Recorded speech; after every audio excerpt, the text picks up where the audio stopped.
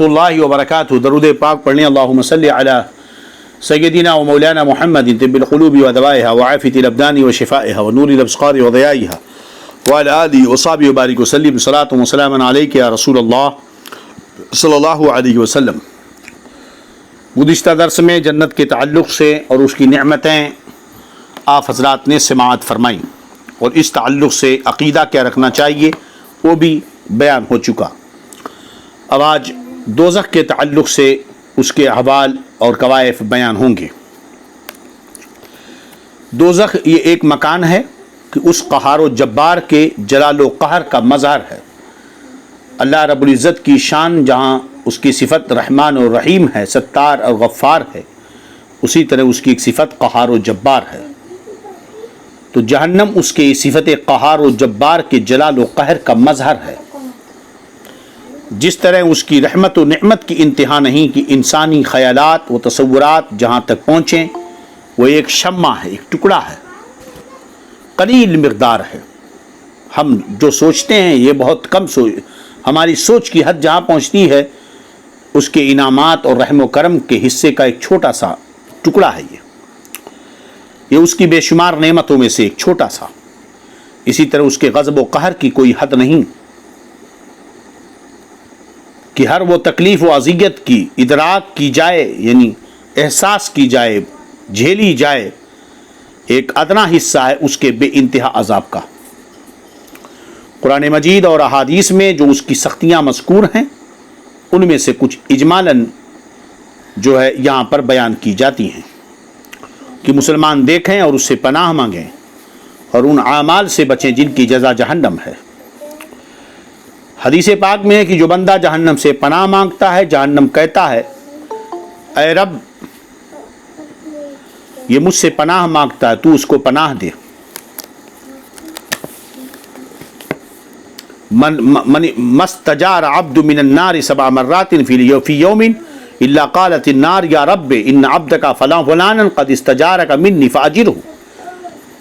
کہ جو بندہ بھی جہنم سے ہر دن 7 مرتبہ پناہ مانگے، اللہ تعالیٰ اللہ کی بارگاہ میں جہنم عرض کرتی ہے کہ اے اللہ یہ بندہ مجھ سے پناہ مانگتا ہے، اسے تو پناہ دے دے. قرآن مجید میں بکثرت ارشاد ہوا کہ جہنم سے بچو، دوزخ سے ڈرو. ہمارے آقا و مولا صلی اللہ علیہ وسلم ہم کو سکھانے کے لیے کثرت کے ساتھ اس سے پناہ خود مانگتے تھے، ہم کو سکھانے کے لیے.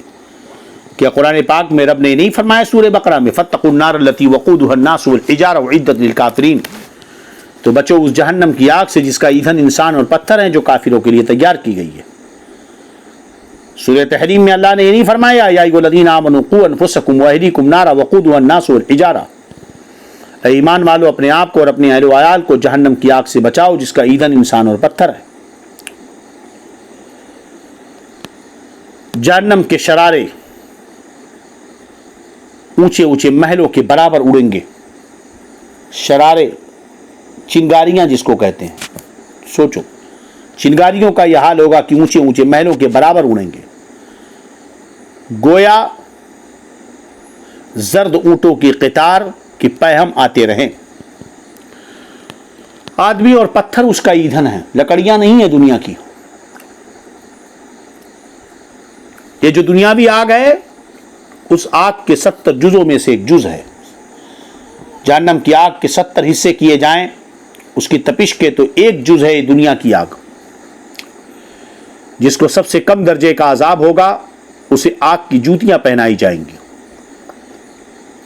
جس سے اس کا دماغ ایسا کھولے گا جیسے تانبے کی پتیلی کھولتی ہے، اور وہ سمجھے گا کہ سب سے زیادہ عذاب اسے ہو رہا ہے، حالانکہ اس پر سب سے ہلکا ہے. سب سے ہلکے درجے کا جس پر عذاب ہوگا اس سے اللہ عز و جل پوچھے گا کہ اگر ساری زمین تیری ہو جائے تو کیا اس عذاب سے بچنے کے لیے تو سب فدیے میں دے دے گا؟ عرض کرے گا ہاں. فرمائے گا جب تو پشت آدم میں تھا تو ہم نے اس سے بہت آسان چیز کا حکم دیا تھا کہ کفر نہ کرنا، مگر تو نہ مانا. تو دنیا میں تو آدمی خرچ کرنے سے ڈرتا ہے، صدقہ اور فدیہ دینے سے ڈرتا ہے. وہ اعمال جو اس کی طاقت اور وسعت میں ہیں اس سے بجا لا کر ایمان لا کر وہ آگ سے بچ سکتا ہے، مگر نہیں بچتا. کل جہنم میں پوری دنیا دے کر کے جہنم سے بچنے کی تمنا کرے گا مگر کوئی فائدہ نہیں. جہنم کی آگ 1000 برس تک دھنکائی گئی، سلگائی گئی یہاں تک کہ سرخ ہو گئی، پھر 1000 برس اور سلگائی گئی یہاں تک کہ سفید ہو گئی، پھر 1000 برس اور یہاں تک کہ سیاہ ہو گئی. اب وہ آگ نیلی سیاہ ہے، مکمل طور پر وہ کالی ہے، جس میں روشنی کا نام نہیں ہے. جبریل امین علیہ الصلوۃ والسلام نے نبی کریم صلی اللہ علیہ وسلم سے قسم کھا کر عرض کی کہ اگر جہنم سے سوئی کے ناکے کے برابر کھول دیا جائے تو تمام زمین والے سب کے سب اس کی گرمی سے مر جائیں. اور قسم کھا کر کہا اگر جہنم کا کوئی دروغہ اہل دنیا پر ظاہر ہو تو زمین کے رہنے والے کل کے کل اس کی ہیبت سے مر جائیں. جبریل امین نے بقسم کھا کر بیان کیا کہ اگر جہنمیوں کی زنجیر کی ایک کڑی دنیا کے پہاڑوں پر رکھ دی جائے تو کانپنے لگیں اور پہاڑوں کو قرار نہ ہو، یہاں تک کہ نیچے کی زمین میں تک دھس جائیں. جہنمیوں کو جو کڑا پہنایا جائے گا وہ کڑے کا وزن یہ ہوگا. یہ دنیا کی آگ جس کی گرمی اور تیزی سے کون واقف نہیں ہے. بعض موسم میں تو اس کے قریب جانا دشوار ہوتا ہے، پھر بھی یہ آگ خدا سے دعا کرتی اسے جہنم میں پھر نہ لے جائے. یہ آگ پناہ مانگتی ہے کہ اسے جہنم میں لے جائیں، نہ لے جایا جائے. مگر تعجب ہے کہ انسان سے کہ جہنم میں جانے کا کام کرتا ہے اور اس آگ سے نہیں ڈرتا جس سے آگ بھی ڈرتی اور پناہ مانگتی ہے. اللہ اکبر. دوزخ کی گہرائی کو خدا ہی جانے کی کتنی گہری ہے. حدیث میں ہے کہ اگر پتھر کی چٹان جہنم کے کنارے سے اس میں پھینکی جائے تو 70 برس میں بھی تہ تک نہ پہنچے گی، اتنی گہری ہے جہنم. اور اگر انسان کے سر برابر شیشے کا گولا آسمان سے پھینکا جائے تو رات آنے سے پہلے زمین تک پہنچ جائے گا. آسمان سے اگر پھینکا جائے، حالانکہ آسمان اور زمین کے درمیان کا جو فاصلہ ہے یہ 500 برس کی راہ ہے. پھر اس میں مختلف طبقات، وادی اور کنویں ہیں. بعض وادی ایسی ہیں کہ جہنم بھی ہر روز 70 مرتبہ یا زیادہ اس سے پناہ مانگتا ہے. یعنی جہنم کی بعض وادیاں بعض وادیوں سے پناہ مانگتی ہیں. یہ خود اس مکان کی حالت ہے. اگر اس میں اور کچھ عذاب نہ ہوتا تو یہی کیا کم تھا، مگر کفار کی سرزنش کے لیے اور طرح طرح کے عذاب مہیا کیے. لوہے کے ایسے بھاری گرزوں سے فرشتے ماریں گے کہ اگر کوئی گرز زمین پر رکھ دیا جائے تو تمام جن و انس جمع ہو کر اس کو اٹھا نہ سکیں گے. بختی، اونٹ کی گردن برابر بچھو. ایک قسم کے اونٹ ہیں بختی جو سب اونٹوں سے بڑے ہوتے ہیں، ان کے برابر بچھو. اور اللہ عز و جل جانے کی کس قدر بڑے بڑے سانپ کہ اگر ایک مرتبہ کاٹ لیں تو اس کی سوزش یعنی گرمی، درد، بے چینی 1000 برس تک رہے. تیل کی جلی ہوئی تلچھٹ کے مثل سخت گھولتا پانی پینے کو دیا جائے گا کہ منہ کے قریب ہوتے ہی اس کی تیزی سے چہرے کی کھال گر جائے گی. سر پر گرم پانی بہایا جائے گا. سوچو سر کی نسیں کتنی باریک ہوتی ہیں. جہنمیوں کے بدن سے جو پیپ بہے گا وہ پلائی جائے گی. خاردار تھوہڑ کھانے کو دیا جائے گا. تھوہڑ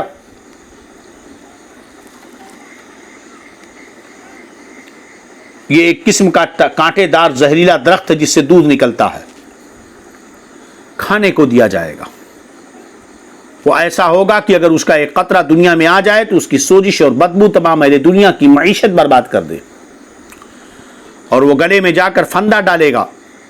اس کے اتارنے کے لیے پانی مانگیں گے کہ گلے میں جب وہ کھائیں گے پھنس جائے گا. پانی مانگیں گے تو ان کو کھولتا ہوا پانی دیا جائے گا کہ منہ کے قریب آتے ہی منہ کی ساری کھال گر کر اس میں گر پڑے گی اور پیٹ میں جاتے ہی آنتوں کو ٹکڑے ٹکڑے کر دے گا اور وہ شوربے کی طرح بہہ کر قدموں کی طرف نکلیں گی. پیاس اس بلا کی ہوگی کہ اس پانی پر ایسے گریں گے جیسے تونس کے مارے ہوئے اونٹ کے جو ہے پیر کی رگ کاٹ دی جاتی ہے، دھڑام سے وہ زمین پر گرتے ہیں. پیاس اتنی شدت کی ہوگی کہ ایسے خطرناک گرم کھولتے پانی کو بھی پینے کے لیے ایسے ٹوٹیں گے جیسے اونٹ گرتا ہے توس مارا ہوا. پھر کفار جان سے عاجز آ کر، یعنی موت بھی نہیں آئے گی، عاجز آ کر باہم مشورہ کریں گے کر کے مالک جہنم، مالک علیہ السلام جو داروغہ جہنم ہیں ان کو پکاریں گے کہ اے مالک علیہ الصلوۃ والسلام، تیرا رب ہمارا قصہ تمام کر دے، ہمیں موت کیوں نہیں آ رہی ہے؟ حضرت مالک علیہ السلام 1000 برس تک جواب نہ دیں گے. 1000 برس کے بعد فرمائیں گے مجھ سے کیا کہتے ہو؟ 1000 برس تک چلاتے رہیں گے اللہ سے ہمارا کام تمام کرواؤ، اللہ سے ہمارا کام تمام کرواؤ. 1000 برس کے بعد حضرت مالک کہیں گے مجھ سے کیا کہتے ہو؟ سوچیے یہ کھانا جو ملے گا، یہ کھانے کی چیزیں، وَطَعَامًا ذَا غُصَّةٍ، یہ اللہ نے فرمایا وَإِن يَسْتَغِيثُوا يُغَاثُوا بِمَاءٍ كَالْمُهْلِ يَشْوِي الْوُجُوهَ بِئْسَ الشَّرَابُ. مدد، پانی مانگیں گے، پانی لاؤ پانی لاؤ، تو ایسا پانی انہیں دیا جائے گا کھولتا ہوا جسے چہرے جو ہے گل کر گر جائیں گے. وَيُسْقَى مِن مَّاءٍ صَدِيدٍ يَتَجَرَّعُ. اللہ اکبر. قرآن پاک میں اس کا ذکر آیا. بہرحال وہ پریشان ہو کر حضرت مالک سے عرض کریں گے. حضرت مالک علیہ السلام کہیں گے مجھ سے کیا کہتے ہو؟ 1000 برس کے بعد اس سے کہو جس کی نافرمانی کی ہے. 1000 برس تک رب العزت کو اس کی رحمت کے ناموں سے پکاریں گے. پہلے تو نہیں پکارا، اب پکاریں گے. وہ 1000 برس تک جواب نہ دے گا. اس کے بعد فرمائے گا تو فرمائے گا جا دور ہو جاؤ، جہنم میں پڑے رہو، مجھ سے بات نہ کرو. اس وقت کفار ہر قسم کی خیر سے نا امید ہو جائیں گے، گدھے کی آواز کی طرح چلا چلا کر روئیں گے. ابتداءً آنسو نکلے گا، جب آنسو ختم ہو جائیں گے تو خون روئیں گے. روتے روتے گالوں میں خندق کے مثل گڑھے پڑ جائیں گے. رونے کا خون اور پیپ اس قدر ہوگا کہ اگر اس میں کشتیاں ڈالی جائیں تو چلنے لگیں گی. جہنمیوں کی شکلیں ایسی کری ہوں گی کہ اگر دنیا میں کوئی جہنمی اسی صورت میں لایا جائے تو تمام لوگ اس کی بدصورتی اور بدبو کی وجہ سے مر جائیں گے. اللہ اکبر. اے اللہ ہم تیری پناہ مانگتے ہیں. اور جسم ان کا ایسا بڑا کر دیا جائے گا، سوچتے ہوں گے کہ اتنی بڑی بڑی چیزیں ہوں گی تو عذاب کیسے ہوگا، اور فرماتے ہیں کہ جسم ان کا ایسا بڑا کر دیا جائے گا کہ ایک شانے سے دوسرے، ایک کندھے سے دوسرے کندھے تک تیز سوار کے لیے 3 دن کی راہ ہوگی. اتنے بڑے بڑے چوڑے چوڑے جہنمی بنا دیے جائیں گے. ایک داڑھ احد پہاڑ کے برابر ہوگی. داڑھ، چہرے کی جو داڑھ ہوتی ہے، کھال کی موٹائی 42 گج کی ہوگی. زبان 1 کوس 3 کلومیٹر. اللہ اکبر.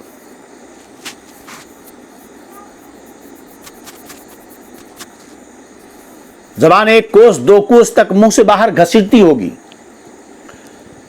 لوگ اس کو رو دیں گے. بیٹھنے کی جگہ اتنی ہوگی، ایک جہنمی بیٹھے گا تو بیٹھنے کی اتنی جگہ جیسے مکہ سے مدینہ تک. اور وہ جہنم میں منہ سکوڑے ہوں گے. منہ سکوڑے ہوں گے ان کے. کیسے؟ اوپر کا ہونٹ سمٹ کر پیچھے سر کو پہنچ جائے گا اور نیچے کا ہونٹ لٹک کر ناف کو آ لگے گا. اللہ اکبر. ان مضامین سے جو قرآن و حدیث سے ثابت ہے، معلوم ہوتا ہے کہ کفار کی شکل جہنم میں انسانی شکل کی نہ ہوگی. یہ شکل احسن تقویم ہے، جو انسانی شکل ہے. لقد خلقنا الانسان فی احسن تقویم، یہ بہت اچھی صورت ہے. تو جہنم میں ان کی شکلیں انسانی شکل نہیں ہوں گی، کیونکہ یہ جو شکل ہے احسن تقویم ہے اور یہ اللہ عز و جل کو محبوب ہے، کیونکہ یہ شکل اس کے محبوب کی شکل کے مشابہ ہے. نبی کریم صلی اللہ علیہ وسلم کے شکل ہے نا، یہی ناک، یہی ہونٹ، یہی گال اسی طرح تھے. یہ اور بات ہے کہ ان کے وہ بے مثال تھے. بلکہ جہنمیوں کا وہ حلیہ جو ابھی ہم نے بیان کیا، اور پھر آخر میں کفار کے لیے یہ ہوگا کہ اس کے قد کے برابر آگ کے صندوق میں اسے بند کریں گے سارے عذاب ہونے کے بعد. پھر اس میں آگ بھڑکائیں گے. آگ کا کفل یعنی تالا لگایا جائے گا. پھر یہ صندوق آگ کے دوسرے صندوق میں رکھا جائے گا. اور ان دونوں کے درمیان آگ جلائی جائے گی اور اس میں بھی آگ کا تالا لگایا جائے گا، قفل لگایا جائے گا. پھر اسی طرح اس کو ایک اور صندوق میں رکھ کر اور آگ کا قفل لگا کر آگ میں ڈال دیا جائے گا. تو اب ہر کافر یہ سمجھے گا کہ اس کے سوا اب کوئی آگ میں نہ رہا. ہر کافر یہ سمجھے گا کہ اس کے علاوہ اب کوئی آگ میں نہیں رہا. حالانکہ ہر کسی کو یہی عذاب دیا جائے گا، کافر کو، مگر یہ عذاب بالائے عذاب ہے اور اب ہمیشہ اسی کے لیے عذاب ہے. جب سب جنتی جنت میں داخل ہو لیں گے اور جہنم میں صرف وہی رہ جائیں گے جن کو ہمیشہ کے لیے اس میں رہنا ہے، کیونکہ بہت سارے ایسے لوگ بھی جہنم میں جائیں گے جو ایمان والے ہوں گے، بدعمالیوں کی وجہ سے، گناہوں کی وجہ سے جائیں گے. پھر وہ سفارش پر، بخشش پر، سرکار کی سفارش پر، عریضے پر نکالے جائیں گے، یہاں تک کہ وہ آخری شخص بھی نکالا جائے گا جس کے دل میں رائی کے دانے کے برابر بھی ایمان ہوگا، وہ بھی نکالا جائے گا. بہرحال جنہیں ہمیشہ جہنم میں رہنا وہ رہ جائیں گے. اس وقت جنت اور دوزخ کے درمیان موت کو میڈھے کی طرح لا کر کھڑا کر دیں گے. پھر منادی دینے والا، ندا دینے والا جنت والوں کو پکارے گا. وہ دوڑتے ہوئے جھانکیں گے کہیں ایسا نہ ہو کہ یہاں سے نکلنے کا حکم ہو. پھر وہی جہنمیوں کو پکارے گا. وہ خوش ہوتے ہوئے جھانکیں گے کہ شاید اس مصیبت سے رہائی ہو جائے. پھر ان سب سے پوچھا جائے گا اسے پہچانتے ہو اس میڈھے کو؟ سب کہیں گے ہاں یہ موت ہے. وہ ذبح کر دی جائے گی اور کہے گا ندا دینے والا، اے اہل جنت ہمیشگی ہے، اب مرنا نہیں ہے، اور اے اہل نار ہمیشگی، اب موت نہیں ہے. اس وقت ان کے لیے خوشی ہی خوشی ہے، یعنی جنتیوں کے لیے خوشی ہی خوشی اور جہنمیوں کے لیے غم بالائے غم ہے. نسأل اللہ العفو والعافیۃ فی الدین والدنیا والآخرہ ومن عذاب النار یا ذا الجلال والاکرام بوسیلۃ سید الکونین رحمۃ للعالمین صلی اللہ تعالی علیہ وسلم.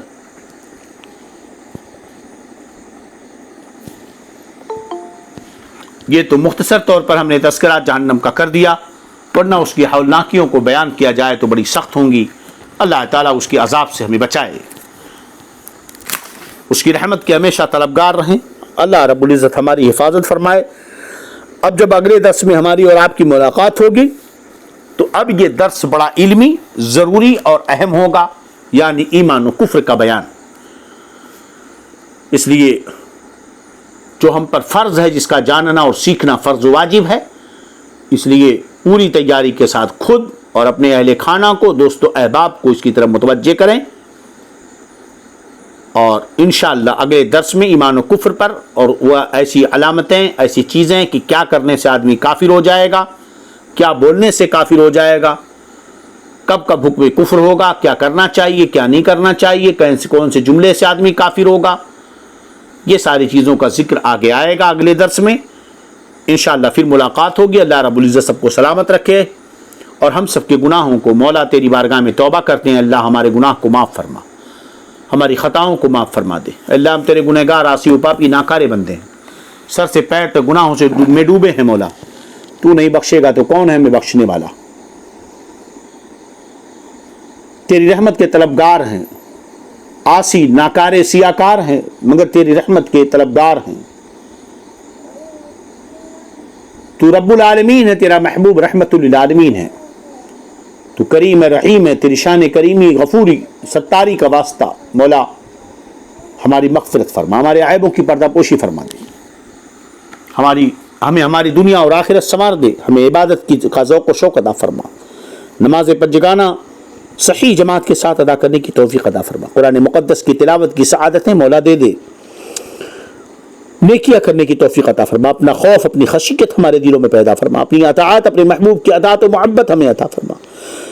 مذہب حق اہل سنت والجماعت پر مضبوطی سے ہمیں، ہماری نسلوں کو، دوست و احباب کو، اعزاء و اقربا کو، اہل خاندان کو، بھائی برادران کو، پاس پڑوسی کو، ان کی آل و اولاد کو، ہمارے بھائی برادران، ہمارے بھائیوں کے آل و اولاد کو، اہل خانہ کو، بیوی بچوں کو، ہمارے تمام چاہنے والے محبین، معتقدین، متوسلین، جتنے بھی شرکاء ہیں الہ العالمین، جملہ ہمارے طلبہ کو، ہمارے طالبات کو، ہمارے اعزا و اقربا کو، ہمارے والدین کو، ہمارے رشتہ داروں کو، جتنے شرکا ہیں سب کے اعزا و اقربا سب کو اے اللہ عذاب جہنم سے محفوظ فرما، عذاب قبر سے بچا، ہمیں بھی بچا، ایمان پر سلامتی عطا فرما، دونوں دین و دنیا کی سعادتیں عطا فرما۔